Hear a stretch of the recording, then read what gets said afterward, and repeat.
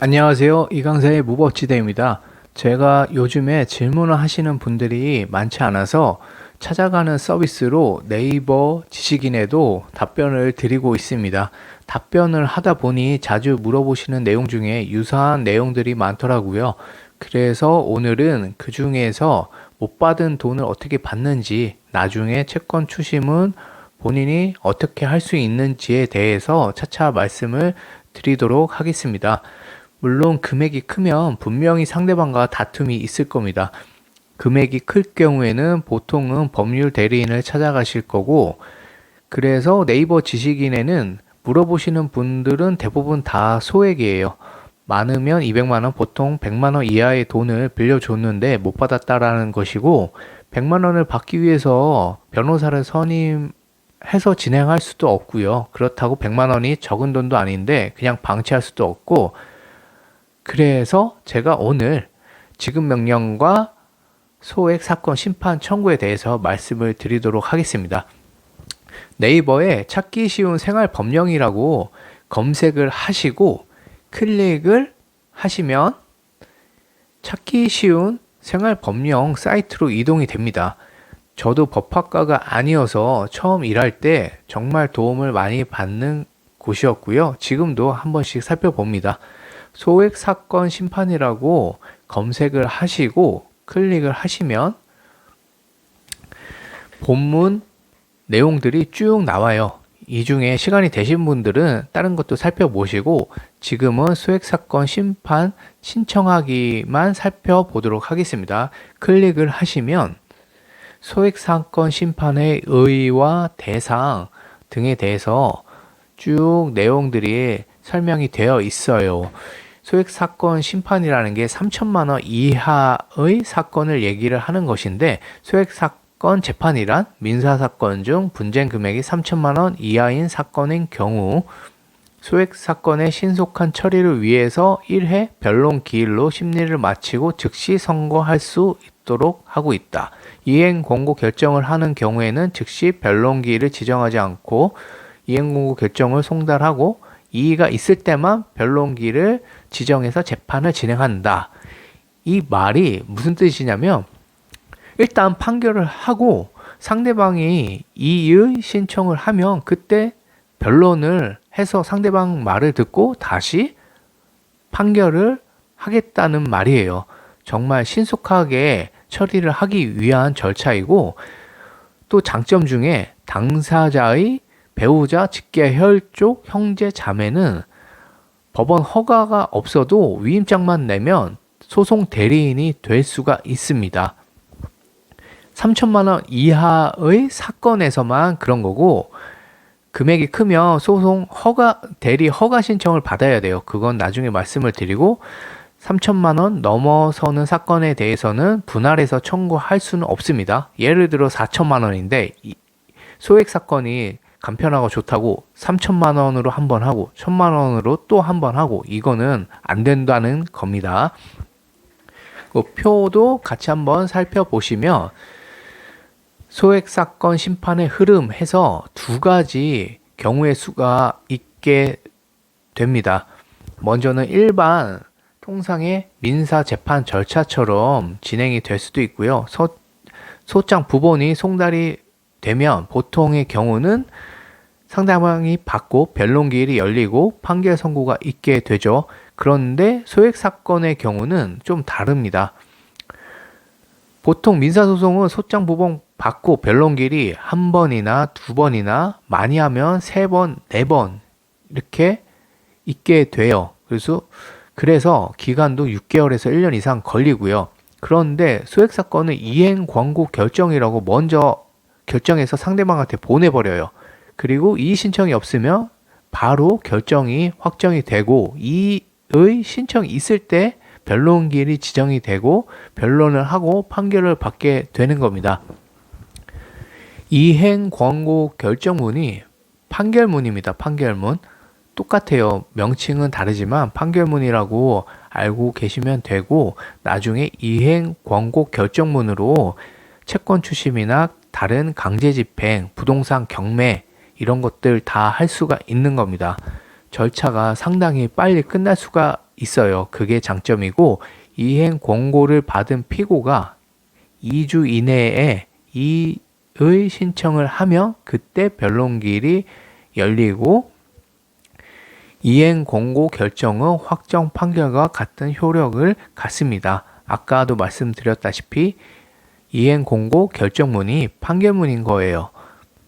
변론은 보통 한 번 하게 되고, 변론 없이도 끝날 수가 있고, 변론이 끝나면 판결을 즉시 선고할 수도 있습니다. 소액사건 심판법이라고 이 법에 따른 내용이고요. 그리고 하단에 보면 또 링크를 클릭해서 들어갈 수가 있어요. 클릭해 보시면 소액사건 심판 신청 사례가 나와 있고, 이런 경우에도 소액사건 심판을 활용할 수 있다는 내용이고, 한번 읽어보시면 될 것 같고요. 그리고 밑으로 쭉 살펴보시면 소액사건 심판 개념, 이행 권고의 개념, 소액사건의 범위, 아까 보셨던 일부 청구의 금지, 이런 내용들도 자세하게 이해하기 쉽게 설명이 되어 있습니다. 그리고 강제 집행을 보시면 이행 권고 결정이 확정되면 강제 집행을 할 수가 있어요. 이행 권고 결정문만 있으면 강제 집행을 할 수 있고, 보통의 경우 집행문 송달 확정 증명원 이런 것도 발급을 해야 하는데, 이행 권고 결정문은 이따가 보실 지급 명령처럼 이행 권고 결정문이 있으면 됩니다. 그리고 또 하나의 간단한 방법, 지급 명령이라고 있어요. 지급 명령을 검색을 해 보시면 아까와 같이 본문 이렇게 나오죠. 이건 제가 실수로 클릭을 했습니다. 지급 명령 신청하기를 클릭을 하시면 지급 명령에 대한 설명을 보실 수가 있습니다. 지급 명령은 독촉 절차라고 얘기를 하고, 내용을 살펴보시면 지급 명령을 내리도록 하는 간이 소송 절차예요. 변론이나 판결이 없이 빨리 끝나게 해주는 간이 소송 절차입니다. 이행 권고 결정이랑 거의 유사하죠. 차이점이 근데 있어요. 그게 뭐냐 하면, 변론도 별다른 소명도 없고, 소송 절차에 비해 비용이 적고, 그 다음에 큰 금액에 대해서도 지급명령은 가능합니다. 아까 소액사건 심판은 3천만 원 이하의 대상에 대해서만 할 수가 있었던 것인데, 지급명령은 3천만 원 넘어도 된다는 거예요. 금액이 제한이 없습니다. 그리고 첨부할 인지도 10분의 1이고 송달료도 4회분이라 조금 더 적게 나오고요. 표로 지급명령 절차의 흐름을 보시자면, 지급명령 신청서를 제출을 하시면 재판을 하지 않습니다. 재판 없이 당사자 출석하지 않고 서면만 검토해서 지급명령 결정이 돼요. 그리고 이 결정문을 송달을 합니다. 송달을 하는데 상대방이 받았다 라고 하면 아까 이행권고처럼 14일 이내에 이의 신청을 할 수 있어요. 이의 신청을 하면 민사소송으로 바뀝니다. 만약에 이의 신청을 없으면 그게 판결문이 되는 거고 강제 집행을 하고, 근데 상대방이 안 받았다 그러면 다시 주소를 보정하라고 하죠. 받게 만들어야 하니까. 이 상대방이 안 받으면 또 소송으로 그냥 내가 바꾸겠다라고 해서 민사소송으로 바꿀 수가 있어요. 왜냐하면 지급명령은 공시송달을 할 수가 없어요. 상대방이 안 받으면 받은 걸로 처리를 하는 것이 공시송달인데, 지급명령 공시송달이 안 돼요. 그래서 소송으로 바꿔야 합니다. 지급명령 신청서를 작성해서 상대방에게 발송할 때 관할이 어디냐면 상대방 보통 주소지인데 채권자 주소지로도 할 수 있습니다. 그러면 상대 당사자에게 지급명령 정본을 송달을 하게 되고, 주소 보정이 안 되면 그때는 이제 소송을 해야 돼요. 아까처럼 말씀드린 것처럼 지급명령은 공시송달을 할 수가 없어요. 공시송달로 받은 걸로 치고 그냥 판결문을 결정을 해서 줄 수가 없습니다. 그래서 소송으로 바꿔야 하는 거예요. 상대방 주소를 모르면 그래서 지급 명령을 할 수 없다는 단점이 있습니다. 지급 명령에 대해서 2주 이내에 이의 신청을 해야 되는 거고, 이의 신청을 하지 않으면 결정이 되는 거고, 강제 집행 신청을 해서 채권 회수를 할 수가 있는 겁니다.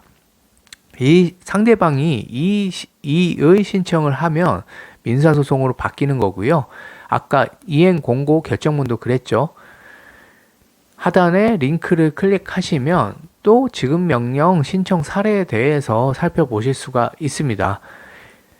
이 내용이 굉장히 흔한 내용이에요. 자주 있는 경우고, 친한 친구한테 300만 원 빌려줬는데 못 받았습니다. 이체 내용만 있습니다. 이런 내용들이 네이버 지식인에 굉장히 많더라고요. 그래서 제가 이렇게 촬영을 하게 된 것이고, 지급명령 신청하시면 됩니다. 소송 비용도 저렴하고 2주 안에 끝날 수도 있고, 다만 주소를 알아야 돼요. 다른 증거가 필요하지 않고 통장 이체 내역만 있어도 충분히 하실 수가 있습니다. 밑에 내용들을 살펴보시면 요건, 효력 등등 나와 있고요. 따라서 상대방 주소를 안다, 그리고 상대방이 이의 신청을 하지 않을 것 같다 라고 하면 지급명령을 신청하시면 되고요. 주소를 모른다 라고 하면 지급명령을 할 수 없고요.